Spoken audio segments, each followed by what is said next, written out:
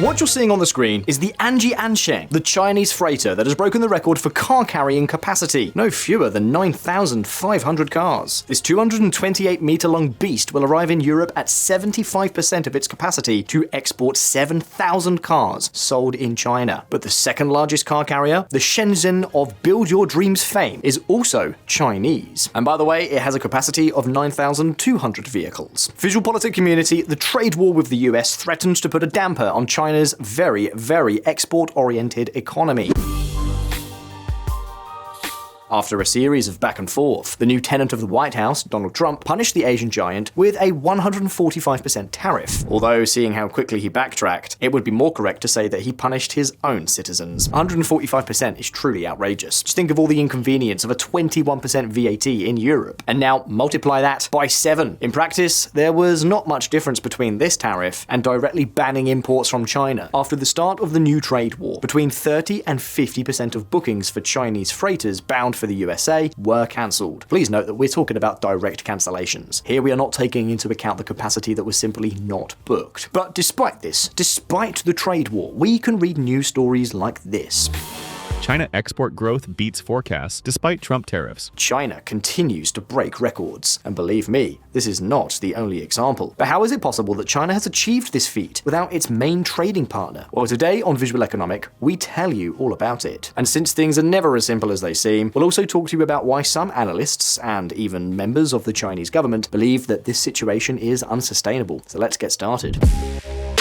But before we continue, let me ask you something. Have you heard of the 14 Eyes Alliance? It's an international agreement between countries like the US, UK, Canada, Germany, and others, allowing their governments to collect and share internet user data with each other. In simple terms, your online activity can be monitored without your knowledge and potentially used against you. So, is there a way to avoid this kind of surveillance? Yes, by using a VPN, but not just any VPN. You need one that's reliable, secure, and based outside the 14 Eyes Alliance. That's where CyberGhost VPN comes in. CyberGhost is the ultimate tool for protecting your privacy online, not just from governments, but also from hackers and cybercriminals. It's headquartered outside the 14 Eyes countries, and unlike many VPNs, it actually keeps no logs of your activity. So just open CyberGhost VPN before you browse, and no one will be able to track your online activity. You get full privacy. It's fast, it's super easy to use, it's trusted by over 38 million users, and has an excellent rating on Trustpilot. Plus, it blocks ads and malware, while still giving you all the classic VPN perks, like bypassing geo-restrictions on streaming platforms or accessing websites blocked by governments. And here's the best part. By using the link in the description, you are getting a special offer. It's just €2.03 a month, and you can connect up to 7 devices. If you share your account with friends or family, that's basically 30 cents per person for full online privacy. That's not bad for less than the price of a coffee, right? If you want to try CyberGhost and support our channel at the same time, we'd really appreciate it. Just use the QR code on the screen or the link in the description, and don't worry, there is a 45-day money-back guarantee. So if it's not for you, no problem. You've got nothing to lose by giving it a shot. Just scan the QR code on the screen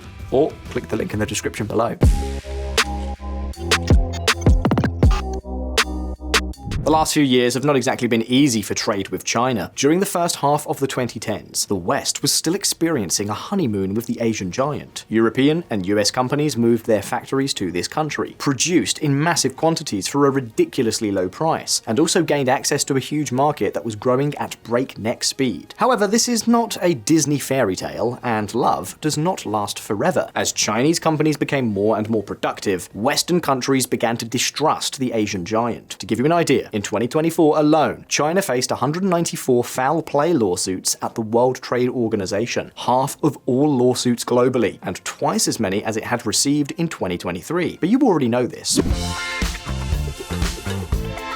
Be that as it may, nothing has stopped China from continuing to break records in its trade balance year after year, to the point of having exported $1 trillion more than it imported in 2024. It is this export boom that explains why China's GDP has continued to grow strongly in the aftermath of the pandemic. In the first quarter of 2025, China's GDP grew at 1.2% over the previous quarter, an annualized 4.9%, well above forecasts. In other words, if China were to maintain the same growth rate for the rest of the year, it would would meet the Chinese Communist Party's target of 5% growth, which all analysts expected to be very, very difficult this year. Did you want an explanation as to why Xi Jinping was in no hurry to negotiate with Donald Trump? Well, here it is. The US needs the Asian giant more than the Asian giant needs the US, at least in the short term. And the key lies in this other graph. The US is China's largest trading partner and absorbed a third of its entire trade surplus. However, China has been trying to diversify its exports for many years. For example, between 2017 and 2024, Uncle Sam's weight in its exports fell from 19% to less than 15%. Instead, Xi Jinping has opted to export a little more to many other countries, especially Europe, Latin America, and of course, Southeast Asia. Due to the trade war, China's exports to the US have fallen by 21%, but it has managed to compensate by exporting 20% more to Southeast Asia and 8% more to Europe. And yes, it's true that part of these exports are a cover, a way to erase the footprint of the Made in China tag in order to sell the product at a good price to the Americans. But let's face it, this is not like Russian gas. Here, such cases are the exception, not the norm. What's more, this phenomenon is going to get bigger and bigger, and there are two reasons.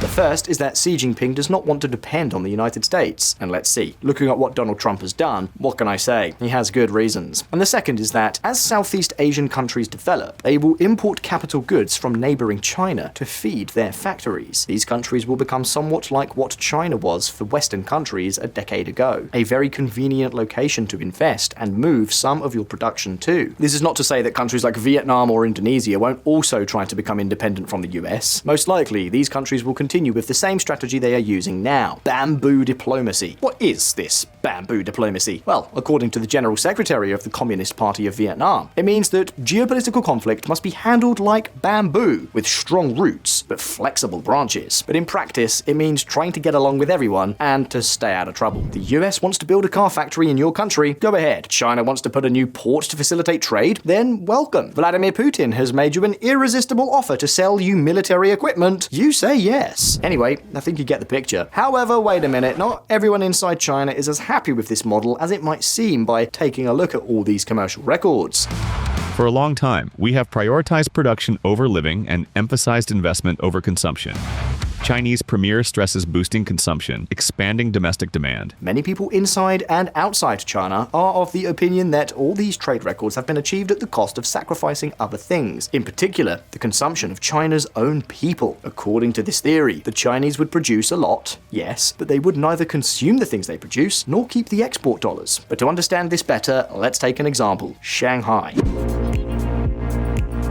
In the 1990s, Shanghai's GDP went from being about 3.5 times higher than the average of the rest of China's regions to 5 times higher. However, look at what happened to household disposable income, which is a much more direct metric of wealth reaching families. It barely moved. It went from being 1.5 times higher than the median to less than 2. Many people wonder how China can have a GDP per capita like Argentina's if it has spectacular cities with very futuristic mega infrastructure. Well, here's the answer. It's not a complex issue. China has simply devoted more of its wealth to building skyscrapers than other countries. And in contrast, it has spent less on paying wages. But China is no longer building skyscrapers. What's more, housing prices are in freefall. I'm sure many of you remember the collapse of giant developer Evergrande, right? Well, don't imagine that this is the only problem, or that the housing issue has been solved. Just recently, the largest private home builder, Country Garden, went into receivership. For some years now, the government has been trying to prick the housing bubble, and the easiest way to do it was to move all the credit, you guessed it, to the manufacturing sector. In other words, to promote exports. Do you now understand why the Asian giant is breaking records? Here's another piece of data that makes it all much clearer. China accounts for 18% of world GDP, but, on the other hand, contributes 30% of all manufacturing, but only 13% of global consumption. Of course, the government is well aware that this imbalance could generate problems in the long term, and for this very reason, it's trying to do everything possible to balance the scales, although there's still a long way to go. Although the Chinese authorities have been emphasizing for a few years that their priority is to expand domestic consumption, the truth is that in 2024, industrial production continued to grow at a much faster rate than retail sales. What's more, these sales grew in March 2025 at 5.1%, below most forecasts. Or to put it another way, in the first quarter of 2025, exports beat all expectations, but domestic consumption was worse than expected, the opposite of what the Chinese government wants to achieve. And this explains news items like this. China explores services subsidy to boost weak domestic demand. To give you an idea, the service sector contributed 50% of the value added of the entire Chinese economy in 2024, compared to 75% in developed economies. Nevertheless, this plan to boost the service sector does not necessarily contradict another of Xi Jinping's priorities, to make China the technological leader. We've already talked about this topic in many videos, so we won't repeat ourselves, but here is a brief summary. By now, you all know that China not only produces plastic trinkets, it is also a scientific and technological powerhouse. From solar panels to new generation electric vehicles, the Asian giant has a clear objective: to be able to manufacture the latest technology without relying on other countries. And it's not only us saying that. China's Xi Jinping steps up calls for industrial self-sufficiency amid trade war. We need to keep improving our manufacturing sector, insist on self-reliance and self-improvement, and master key core technologies. Of course, the idea is not only to produce more, but also for the Chinese to consume more and more of these high-value added products. In this way, Xi Jinping plans to kill two birds with one stone. On the one hand, he gains technological independence from the US. On the other hand, if these products are consumed in China instead of being exported, as is happening with most electric vehicles, then the economics balance out. This is why companies like Xiaomi and Huawei are pulling out all the stops to beat Nvidia and overtake the US in one of the battlefields in which they are lagging the furthest behind: semiconductors. And watch out, because there are some very promising results. For example, Huawei has managed to optimize a cluster of graphics cards to outperform Nvidia's NVL72. There's also DeepSeek, the chat GPT that revolutionized the market a few months ago by achieving results just as good as its American competition for a fraction of the price. Although apparently these figures were a bit of a gimmick, yet the results are still surprising. Or you can also think about news stories like this. Xiaomi aims to take on Apple with first in-house smartphone chip. Our new chip will have 19 billion transistors, just like Apple's latest mobile processor, and we are using the most cutting-edge chip production node, just like Apple. China not only wants to break records when it comes to exporting, but also when it comes to producing the best technology at home. However, it still has two major obstacles. It still relies on foreign companies such as ASML to manufacture its microchips, and at the software level, there is still nothing that can compete with Nvidia's CUDA. Still, Xi Jinping is optimistic that he can solve these problems in a few years. However, wait a moment. So far we've told you about China's commercial success, perhaps obtained in exchange for the ordinary Chinese earning a lower wage than they should. And we've also told you how the Chinese government wants to use the technology sector to solve this problem, but it's not their only ace in the hole. For the past few years, Communist parties' priority has shifted from producing GDP at all costs to more balanced growth, hence Xi Jinping's slogan, common prosperity. This explains China's record-breaking social spending this year. In March, it had an annual growth rate of 8.4%, but this is not the only policy China is taking to boost consumption. 1- and 5-year LPRs, the benchmark rates for most loans, are plummeting. In October last year, they fell by 25 basis points, and in recent months, China's central bank has lowered them by another 10 basis points. This follows a very clear downward trend since the end of the pandemic. The idea is clear: lower rates to encourage credit and consumption. In this sense, the government has also lowered the interest rates at which banks remunerate current accounts. In other words, to hurt savings so that the Chinese either spend that money now or invest it somewhere. Of course, this will certainly not appeal to the 17% of young people who are unemployed and have no better place to put their savings. And speaking of youth unemployment, there is a very important issue that we have not yet talked about. Think about it. We started the video saying that China had broken export records and that its GDP had grown well above forecasts. However, these policies of encouraging consumption by lowering rates are more typical of an economy in recession than of an economy that is accelerating at full throttle. Not everyone believes the official figures. By our estimates, China's GDP growth in 2024 improved modestly to around 2.4% to 2.8%, well below official claims of nearly 5%. There have always been problems with China and the official figures, but in recent years, things have been getting worse.